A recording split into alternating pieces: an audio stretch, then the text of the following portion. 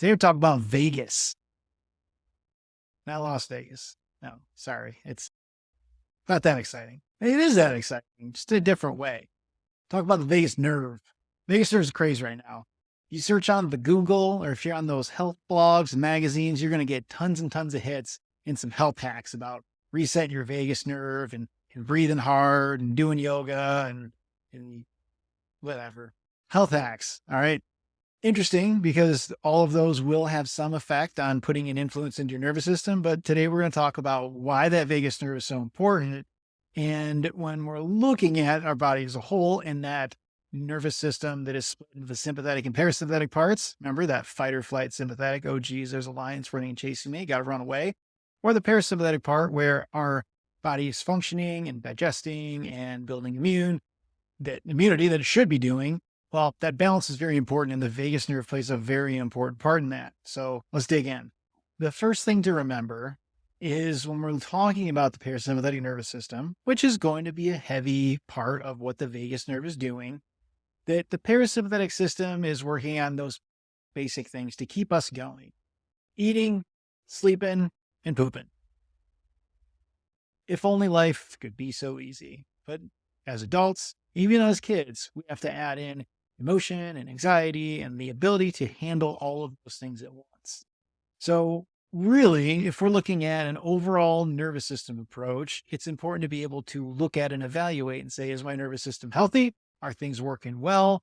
Or are there specific parts of the nervous system specifically related to where the vagus nerve is going to have possibilities to be irritated? That could use a little bit of love, a little bit of work. And then what the heck do we do? This is what we do. So if you're a mom or a dad and you're thinking, okay, I've heard this vagus nerve stuff. You know, it's important. It goes down from the brainstem and it goes through here and it touches on the stomach and it touches on the intestines and it's important, right? It's important, but this is how it can help your kids. And that's what really matters. Good to have all the information in the world, but unless it helps your kids, it ain't really worth a whole lot, is it? So share this with somebody. If you got a friend, family that have other kids, we have kid now. We know other people with kids. Haley's on there. Do you know this? Do you know that? It's pretty cool. Sharing information is the best way to get it around different people. So share it around. Let's take one thing we see again today when we're diving deep into the full health picture. When we're talking about kids and grade school and teenage kids, is when they're struggling with things like ADHD and anxiety on the outside, that oftentimes they're struggling with some things on the inside. They may be sensory seekers, sensory avoiders, but not full blown. They may really dislike certain textures with foods or be very picky. They may be constipated, and that's usually something they don't want to talk about too much. We make it a point in our first couple minutes. I think I say poop like 3 times. Breaks the ice a little bit, but also it's important to be looking at these regulatory components of the inside body. Things like sleep, digestion, constipation, immune health, and more. If they're sick all the time and they have these outward facing problems, you got to use that mom and dad gut and say, hey, is that a connection? Because you're right. It is. And when these basic building blocks of good health aren't doing well, then how can we expect their brain to be functioning at that higher level? If it's stressed at the low level, it's going to be stressed at the high level. So focusing in school and anxiety when we're supposed to be in new situations and in new environments, they're not a good place. That brain-body connection that should be directly connected, that mental health, that physical health that we need to see as one component, one solid unit, it's not 2 different things. We're not machines. We're not a motor of a car. We can't replace a piston or change a crankshaft and be completely fine. We're more than the sum of our parts, and that's a very important thing to think about. So when we're talking about the vagus nerve, that's controlling it all. You know, I like cars. Okay, we're just gonna get out there with that.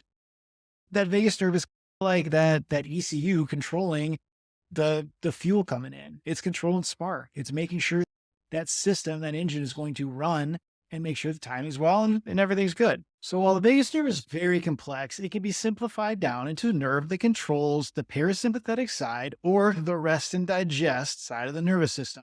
And we got sympathetic fight or flight. We also got parasympathetic rest and digest. We're focusing on the basics. So meaning that if the vagus nerve is turned up or working at full capacity, It helps with sleep. It helps with emotional regulation. It helps with digestion, gut motility, and absorption.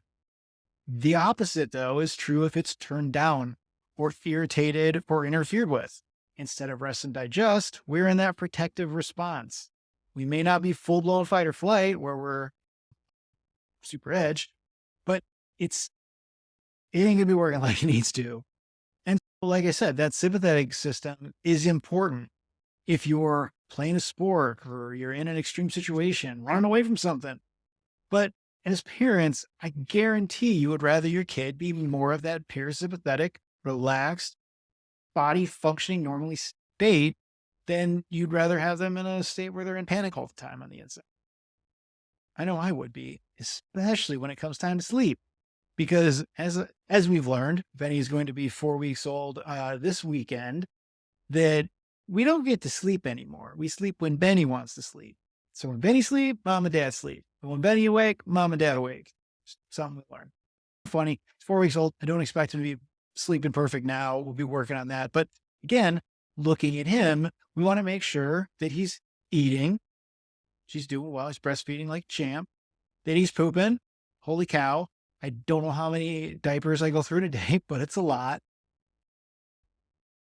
Eating, pooping, sleeping too, which between eating and pooping, he's zonked out pretty well. Okay, so how's that vagus nerve get turned down? What are these things that can irritate or dampen? Stress happens at different times during development. It can happen usually as a response to stress, but with fear and anxiety during pregnancy, with intervention or birth trauma during baby's labor and delivery, childhood falls, and it could be a physical trauma, it could be emotional trauma, it could be chemical trauma. There are lots of times where when talking to parents who really are on the ball about this stuff, they talk about lead poisoning and AYBCD, all of these things that they look at, they've understood, that they've tried to cleanse and they've done a great job on, but there's still that disconnect with the nervous system. And that's where we're coming in and helping with this, that nervous system. And then also when we're looking at inflammation from processed foods and chemicals and synthetic colors and dyes, or high stress around the family or social stress or bullies at school. It doesn't always have to be physical, is what I'm trying to get to. It just doesn't. So if you're curious about your kiddo's vagus nerve activity, here's the cool thing. We can measure that. We use a system called the Insight, and it uses 3 parts to evaluate your child's nervous system to see how well it can self-regulate, how well it can perceive sensory information and act upon it in terms of output of energy, which is a very telling thing sometimes. We get kids that are super high strung, that are putting all their energy into just existing, and they don't have any capacity to pay attention or relax. And it's wild. And then we can also look at their heart rate variability, that actual picture of how that sympathetic and the parasympathetic system come together. See that balance, see their total activity to see if that system's turned up or turned down. And if their parasympathetic vagus system is turned down, well, they're going to have a multitude of challenges, but we can help balance that back out and turn it back up. So if I struck a chord with you today, if you're thinking, you know what? My kid sounds like their vagus nerve is turned down a little bit. I want to turn that baby up. We want to quiet down that fight or flight response. Shoot a comment below. Ask me some questions. That's the first step. You may have questions that hundreds of other parents have too, and they're not ready to ask yet. So by asking that question, you help not only yourself, but other families and friends as well. You can also go on our website, sign up for a 15-minute phone consultation, completely free charge. Like I said, I am not selling anything here.